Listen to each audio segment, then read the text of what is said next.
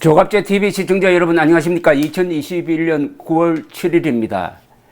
이 윤석열 전 검찰총장의 고발 사주라는 이런 제목의 기사는 윤석열 지금 예부 후보에게 매우 불리하고 편향되고 사실에 맞지도 않는 제목인데 벌써 이 제목으로 언론이 보도를 하고 방송이 보도를 한다는 것 자체가 이것을 이 지금 제2의 김대엽 사건으로 흘러가고 있는 이 사건을 기획한 측에 아주 유리한 국면을 만들어주는 겁니다. 절대로 이런 표현을 쓰면 안 됩니다. 윤석열 전 검찰총장의 고발 사주라는 이 말 속에 이미 50% 이상은 이게 사실이라는 전제가 들어가 있는 겁니다. 이거는 다른 단어로 써야 됩니다. 이것은 제2의 무슨 뭐라고 합니까? 제2의 김대엽 사건? 뭐 이런 식으로 해야지 윤석열이란 말이 사주와 연결되고 여기에 의혹까지 붙여지는 이런 단어 사용은 일방적으로 민주당, 특히 대선 국면에서 민주당 후보가 다시 당선되도록 하는데 이용당할 뿐입니다. 우리 언론이 정명의식이 없습니다. 명사를 정확하게 써야 되는데 이게 명사를 정확하게 쓰지 않으면 모든 일이 헷갈려 버립니다. 그런 가운데서도 그나마 이 문화일보 사설이나 이 논평이 가장 그래도 중심을 잡고 있습니다. 오늘 사설은 이렇습니다. 윤 고발 사주 예단한 여 법무장관과 커지는 공작 의심. 이것은 거대한 여권의 공작이다 하는 쪽으로 방향을 트는 사설입니다. 일단 사설을 제가 소개를 해드리겠습니다. 인터넷 매체 보도로 시작된 윤석열 전 검찰총장의 고발 사주 주장에 여권이 총력 가세해 의혹을 키우고 있다. 그러니까 그냥 상황 파악을 하고 이게 누구 말이 맞는지 이렇게 편안하게 지켜봐야 할 이 집권 세력이 이 적극적으로 의혹에 가세해가지고 이 키우고 있다. 이게 수상하다는 뜻이겠죠. 급기야 6일 이 문제를 다루기 위한 국회 법제사법위원회까지 열렸다. 그러나 새로운 사실은 드러나지 않고 오히려 윤 총장과 직접 관련자로 지목된 김웅 국민의힘 의원 및 손준성 전 대검 수사정보정책관이 적극 부인하면서 김대엽 사건 같은 정치공작 의심이 증폭되는 실정이다. 윤 전 총장이 대선 선두권 주자임을 고려할 때 신속한 규명이 무엇보다 중요하다. 그리 어려운 일도 아니다. 현재 대검이 감찰을 시작했고 법무부 검찰 합동조사와 고위공직자 범죄수사처 수사 이야기도 나온다. 그러나 감찰, 조사, 수사 모두 정치 중립과 객관성이 확실히 담보되어야 한다. 그러지 않으면 그 자체가 공작으로 오해받을 수 있기 때문이다. 그런데 중립적 심판 역할을 해야 할 박범계 법무부 장관이 앞장서서 윤 전 총장 관련 가능성을 예단하는 행태를 보인다. 심각한 선거 중립 위반으로 비친다. 박 장관은 법사위 답변에서 윤 전 총장과 손 정책관 사이에는 그 이상의 관계가 있었다고 생각한다. 윤 전 총장이 손준성 검사를 대단히 가깝게 활용한 것으로 파악한다. 정치검찰 흔적이 아닌가 생각이 든다고 했다. 사실관계보다 추정에 근거한 입장을 쏟아내었다. 지난 2월 박 장관은 장관이지만 기본적으로 여당 국회의원이라고 했는데 이런 인사에게 법무장관을 맡겨서는 안 된다. 무엇보다 정치 중립이 중시되는 대선 국면에서는 더욱 그렇다. 같은 날 손 전 정책관은 내가 고발장을 작성하거나 첨부 자료를 김웅 의원에게 송부했다는 의혹은 전혀 사실이 아니다라면서 법적 대응을 예고했다. 손 전 정책관은 지난해 2월 추미애 전 장관 시절 임명됐다는 사실도 윤 전 총장과 밀접한 관계라는 주장의 신빙성을 떨어뜨린다.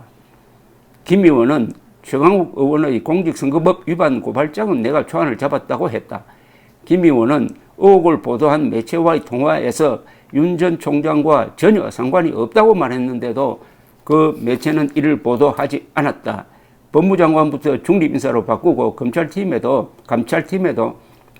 친정권 인사들을 배제해야 한다. 그러지 않으면 질질 끌면서 야당 유력 후보를 흠집내려는 공작이라는 주장이 갈수록 설득력을 얻게 될 것이다. 우선 이런 아주 아마추어적인 고발 사주를 그때 아주 여권으로부터 아주 비판을 받는 정도가 아니라 감시를 받고 있었던 윤 전 총장이 이런 짓을 했겠느냐 하는 그 의심의 꼬투리가 단 하나도 나오지 않습니다. 단 하나도 나오지 않아요.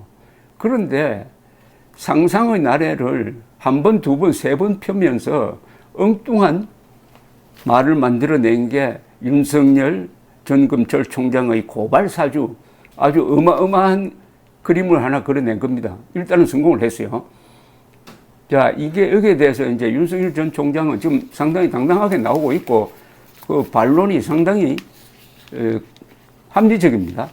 그러나 선동 세력이 워낙 강하니까 더구나 중립을 지켜야 할 법무장관 같은 자가 지금 편을 들고 그러면서 검찰 수사 한다고 해봤자 그게 윤석열 전 총장에게 유리한 결론을 내지는 아마 못하지 않을까 하는 생각이 듭니다. 시간 질질 끌 가능성이 많죠.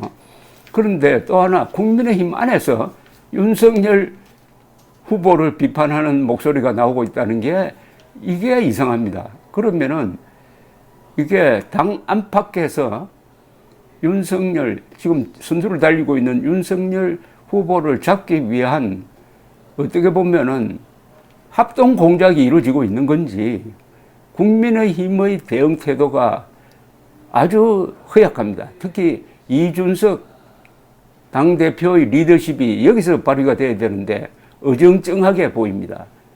따라서 윤 전 총장이 마치 고립되는 것 같은 인상을 줍니다. 이럴 때 윤석열 후보를 살릴 수 있고 지킬 수 있는 것은 하나밖에 없습니다. 그것은 열화와 같은 여론의 지지입니다. 이런 일이 과거에 예컨대 김명삼, 김대중 두 사람도 이런 일을 들어 겪었지만은 당시 박정희, 전두환 정권 안에서도 언론이 김대중, 김영삼을 보호했기 때문에 견딜 수가 있었습니다. 지금 윤석열 씨가 처한 상황은 그때 김영삼, 김대중 두 사람이 처한 상황에 비슷한 그런 아마 고립무원이라고 그럴까요? 그걸 느낄 것 같은데 그때와 하나 다른 것은 열화와 같은 여론의 지지, 언론의 지지가 보이지 않습니다. 언론은 좌우로 쪼개져 가지고 이 왼쪽에 선 이 친정권 측은 완전히 지금 선동기관으로 변했고 오른쪽에 있는 언론도 이 사건에 대해서만은 아주 어정쩡한 태도를 보이고 있는데 그나마 문화일보 사설이 중심을 잡고 있습니다. 문제는 이 보통 사람들, 국민들의 입장입니다. 지금 현실적으로 국민의힘 대통령 후보로서 경쟁력이 있는 사람 제1순위는 윤석열이라는 데는 다 동의하게 될 것입니다. 뭐 각종 여론조사에서 6개월밖에 남지 않았습니다. 윤석열 이외의 후보를 과연 국민의힘이 만들어낼 수 있느냐? 지금 어렵다고 봐야죠. 그러면은 윤석열이라는 존재가 계속 쓰러지지 않고 본선까지 가야 내년 3월 9일 선거를 기대할 수 있다는 것은 이 또한 현실적인 판단입니다. 대안이 있느냐? 별로 보이지 않습니다. 그러면은 국민의힘부터 윤석열 보호에 총력을 기울여야 합니다. 우리 국민도 지금 사안이 진실과 거짓의 대결 아닙니까? 그런데 아무리 봐도 윤석열이 거짓말하는 것 같지는 않습니다. 윤석열을 지금 모함하는 쪽이 거짓말 아닙니까? 그럼 진실과 거짓 편에서 거짓의 대결이라고 본다면 누구 편에 서야 되느냐? 진실과 거짓의 대결이 단순한 진실과 거짓의 대결이 아니라 이념적 진실, 이념적 거짓의 대결입니다. 쉽게 말하면 지금 일어나고 있는 이 선동극은 결국은 김일성 세력 대 대한민국 세력의 대결이고, 내년 선거에서 선동 세력이 또 이기면은 대한민국은 회복 불가능할 정도로 자유민주주의 체제, 반공 자유민주주의 체제에 치명상을 입게 될 것이다 하는 것은 명백합니다. 그러면 국민들이 지금 일어나고 있는 이 선동극 제2의 김대엽 사건을 보고만 있을 것이냐, 아니면은 윤석열 보호에 나설 것이냐 하는 선택이 국민들에게 던져져 있다고 저는 생각을 합니다. 감사합니다.